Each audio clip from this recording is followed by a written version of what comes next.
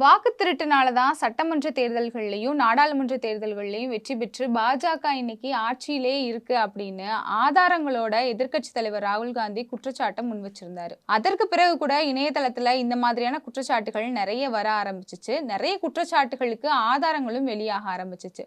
அது எல்லாத்தையுமே நம்ம பார்த்திருப்போம். குறிப்பா சொல்லணும் அப்படின்னா ஒரே பேர்ல 2 தொகுதியில இருக்கக்கூடிய வாக்காளர் அட்டைகள், நிறைய பேரினுடைய பெயர்கள் வாக்காளர் பட்டியலிருந்து அவங்களுக்கு தெரியாமலே நீக்கப்பட்டிருக்கிறது. கேட்டா இவங்க தான் அப்ளிகேஷன் குடுத்தாங்க அப்படின்னு சொல்றது.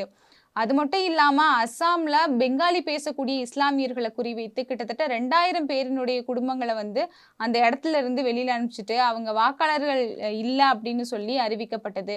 இப்படி நிறைய விஷயங்களை பார்த்தோம். இன்னும் சொல்ல போனா உயிரோட இருக்கிற 2 பேரையே இறந்து போயிட்டாங்க அப்படின்னு வாக்காளர் பட்டியல இருந்து தூக்குனது இப்படின்னு நிறைய விஷயங்களை பார்த்தோம்.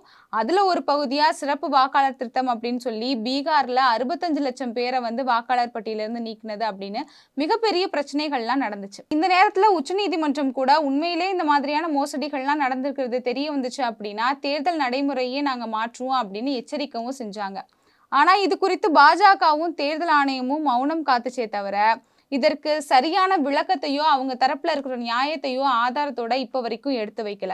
மாறா இந்த பிரச்சனையை எப்படி எல்லாம் திசை திருப்பலாம் அப்படின்னு யோசிச்சு அதற்கான வேலைகளை நிறைய பார்த்தாங்க அப்படிங்கிறதும் தெரியும் நமக்கு. பாஜக ஆட்சிக்கு வந்ததற்கு பிறகு தேர்தல் ஆணையம் பாஜகவினுடைய கைப்பாவையா எப்படி எல்லாம் செயல்படுது அப்படிங்கிறதையும் நம்ம தொடர்ந்து பார்த்துக்கிட்டு தான் இருக்கோம். இந்த குற்றச்சாட்டுகள் எல்லாம் நம்ம முன்வைக்கும் போது பாஜகவை சேர்ந்தவர்களும் தேர்தல் ஆணையமும் அமைதியா இருக்கும்போது இன்னைக்கு பாஜக எம்எல்ஏ ஒருத்தவங்களே இந்த குற்றச்சாட்டெல்லாம் உண்மைதான் அப்படின்னு பொதுவெளியில குற்றம் சாட்டியிருக்காங்க. மகாராஷ்டிரா மாநிலம் நவி மும்பையில கிட்டத்தட்ட 76,000 போலி வாக்காளர்கள் இருக்காங்க அப்படின்னு கடந்த ஆகஸ்ட் மாதம் காங்கிரஸ் தரப்புல இருந்து குற்றம் சாட்டப்பட்டுச்சு. இது குறித்து புகாரும் அவங்க அளிச்சிருந்தாங்க. இது குறித்து கடந்த சில நாட்களுக்கு முன்னாடி பேசிய பெலாப்பூர் சட்டமன்ற தொகுதி பாஜக எம்எல்ஏ மாண்டா மாத்ரே அப்படிங்கிறவங்க இந்த தொகுதியில கிட்டத்தட்ட 76,000 போலி வாக்காளர்கள் இருக்காங்க அப்படிங்கிற குற்றச்சாட்டை முன் வச்சிருக்காங்க. அது மட்டும் இல்லாம இது குறித்து பல தடவை நாங்க புகார் அளித்தும் தேர்தல் ஆணையம் இது வரைக்கும் எந்த ஒரு நடவடிக்கையும் எடுக்கல அப்படின்னு சொல்லியிருக்காங்க. அவங்க சொன்ன முக்கியமான ஒரு விஷயம் என்ன அப்படின்னா இந்த தேர்தலுக்கு முன்னாடி கூட இது குறித்து நான் நடவடிக்கை எடுக்க சொல்லி அவங்க கிட்ட கம்ப்ளைண்ட் கொடுத்தேன். ஆனா எந்த போலி வாக்காளர்களையும் அவங்க பட்டியலில் இருந்து இப்ப வரைக்கும் நீக்கல அப்படிங்கிற குற்றச்சாட்டை முன் வச்சிருக்காங்க. ஐரோலி தொகுதியில 41,000 போலி வாக்காளர்களும் பெலாப்பூர் தொகுதியில 35,000 இரட்டை வாக்காளர்கள் மற்றும் போலி வாக்காளர்களும் இருக்காங்க அப்படிங்கிற குற்றச்சாட்டையும் அவங்க முன் வச்சிருக்காங்க. இப்படி போலி வாக்காளர்களை வைத்து வெற்றி பெறுறது அப்படிங்கிறது ரொம்பவே மோசமான ஒரு விஷயம் அப்படின்னும் இந்த மாதிரி போலி வாக்காளர்கள் இருக்கிறது நேர்மையான வாக்காளர்களை இது பாதிக்கக்கூடும், ஜனநாயகத்துக்கே மிகப்பெரிய அச்சுறுத்தலா இது அமையும் அப்படின்னும் இவங்க குற்றச்சாட்டை முன் வச்சிருக்காங்க. இப்படி இந்த வாக்கு திருட்டு குறித்து ஆதாரத்தோட பல குற்றச்சாட்டுகள் முன்வைக்கப்பட்ட போது கூட பாஜகவை சேர்ந்தவங்க அமைதியா இருக்கும்போது இன்னைக்கு பாஜகவை சேர்ந்த எம்எல்ஏ ஒருத்தங்களே இந்த குற்றச்சாட்டை முன் வச்சிருக்காங்க அப்படிங்கிறது மிகப்பெரிய பேசு பொருளா பார்க்கப்படுது. பாஜகவுக்கு எதிரான மிகப்பெரிய ஒரு ஆதாரமாகவும் மிகப்பெரிய ஒரு கண்டன குரலாகவும் இது பார்க்கப்படுது. இது மட்டும் இல்லாம அப்படியே கர்நாடகத்துல பார்த்தோம் அப்படின்னா மிகப்பெரிய மோசடி ஒன்றை இப்ப கர்நாடகாவினுடைய சிறப்பு விசாரணை குழு அம்பலப்படுத்தியிருக்காங்க. கர்நாடக மாநிலம் ஆலந்த் சட்டமன்ற தொகுதியில மட்டுமே வாக்காளர்களினுடைய பெயர்களை நீக்கம் பண்றதுக்காக கிட்டத்தட்ட 4.8 லட்சம் ரூபாயை லஞ்சமா கொடுக்கப்பட்டிருக்கு அப்படிங்கிற ஒரு விஷயத்தை இப்ப அம்பலப்படுத்தியிருக்காங்க.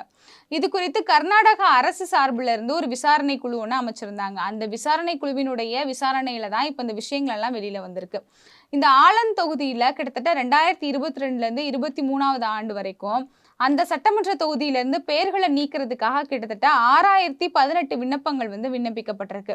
ஆனா உண்மையிலேயே போய் தேடி பார்த்ததுல வெறும் 24 பெயர்கள் மட்டும்தான் உண்மையாவே தங்களுடைய பெயர்களை வாக்காளர் பட்டியலிருந்து நீக்கிறதுக்காக விண்ணப்பிச்சிருந்தாங்க அப்படிங்கிறது தெரிய வந்திருக்கு. மிச்சம் இருக்கக்கூடிய 6,000 அந்த அப்ளிகேஷனுமே தவறானது, பொய்யானது, மோசடியாக கொடுக்கப்பட்டது அப்படிங்கிறத கண்டுபிடிச்சிருக்காங்க. இப்படி ஒவ்வொரு விண்ணப்பம் கொடுக்கறதுக்குமே அந்த இடைத்தரகர்களுக்கு ஒருத்தவங்களுக்கு ரூபாய் 80 விகிதம் கிட்டத்தட்ட 4.8 லட்சம் ரூபாயை லஞ்சமா கொடுத்துருக்காங்க அப்படிங்கிறதையும் இன்னைக்கு அம்பலப்படுத்தியிருக்காங்க. இப்படி தொடர்ந்து பாஜக ஆட்சிக்கு வந்ததற்கு பிறகு தேர்தல் ஆணையம் பாஜகவினுடைய கைப்பாவையா மட்டும்தான் செயல்பட்டுக்கிட்டு இருக்கு அப்படிங்கிறதுக்கு ஆதாரமா நிறைய குற்றச்சாட்டுகள் முன்வைக்கப்படுது. நிறைய விஷயங்கள் இன்னைக்கு ஆதாரத்தோட அம்பலப்படுத்தவும் பட்டிருக்கு. ஜனநாயகத்தோட மிகப்பெரிய தூணா பார்க்கப்படுறது தேர்தல் தான். அப்படிப்பட்ட தேர்தலை நடத்தக்கூடிய தேர்தல் ஆணையம் இன்னைக்கு பாஜக அரசாங்கத்துக்காக எவ்வளவு பெரிய ஊழல்களையும் மோசடிகளையும் செஞ்சுக்கிட்டு இருக்கு அப்படிங்கிறது ஒவ்வொன்றா இப்ப அம்பலமாயிக்கிட்டு இருக்கு. இப்படிப்பட்ட நேரத்துல தான் இன்னைக்கு உயர்நீதிமன்றத்துல கூட அடுத்த வாரத்துல இருந்து இந்த சிறப்பு வாக்காளர் திருத்தத்தை தமிழ்நாடு, கேரளா போன்ற மாநிலங்கள்லயும் நாங்க அந்த பணிகளை தொடங்க போறோம் அப்படிங்கிற அறிவிப்பை இன்னைக்கு தேர்தல் ஆணையம் கொடுத்திருக்காங்க. எப்படி பீகார்ல பண்ணாங்களோ அதே மாதிரி தமிழ்நாட்டிலையும் கேரளாலையும் நடக்க போறது அப்படிங்கிறது நிச்சயமா நமக்கு தெரிய வருது.